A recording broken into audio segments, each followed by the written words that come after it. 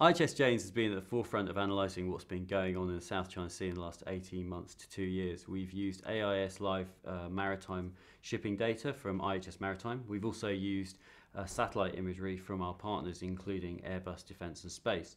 In recent months, we've seen a lot of activity around Fiery Cross Reef, which is probably the largest facility that China is building in the Spratly Islands. Most recently, we saw the beginning of construction of an airstrip, which looks to be probably about 3,000 meters long. 3,000 meters long is plenty for pretty much any military aircraft that China may want to land on this facility.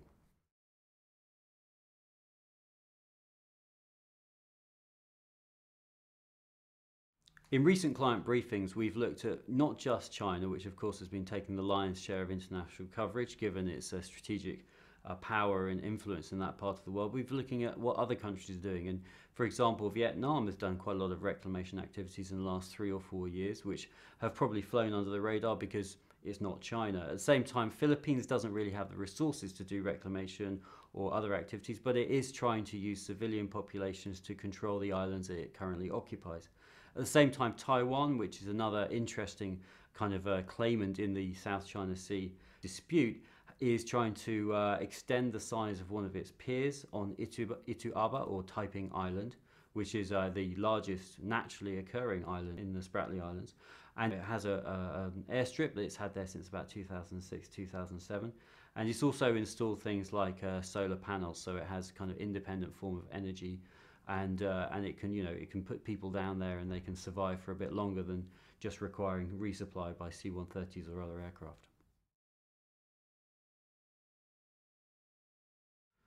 The most interesting thing that's happened in the last probably 6 months regarding the South China Sea dispute, obviously, is China's reclamation. But the way in which it's changed globally is that the US has taken a much greater interest in it than it previously had. The appointment of Ash Carter as Secretary of Defense at the Pentagon has probably changed things as well, because Ash Carter was a kind of an Asia-Pacific hand before, in his previous role at the Pentagon, when he was Assistant Secretary of State there. And that means that he really understands the dynamics, he understands what's going on in that part of the world, and he's probably more engaged in what's going on there than his predecessor. Certainly we're looking forward to seeing what happens at the Shangri-La Dialogue at the end of May in Singapore, where he is going to attend, and there'll be a lot of other senior ministers and senior officials from the various claimant countries. So it should be something to watch out for.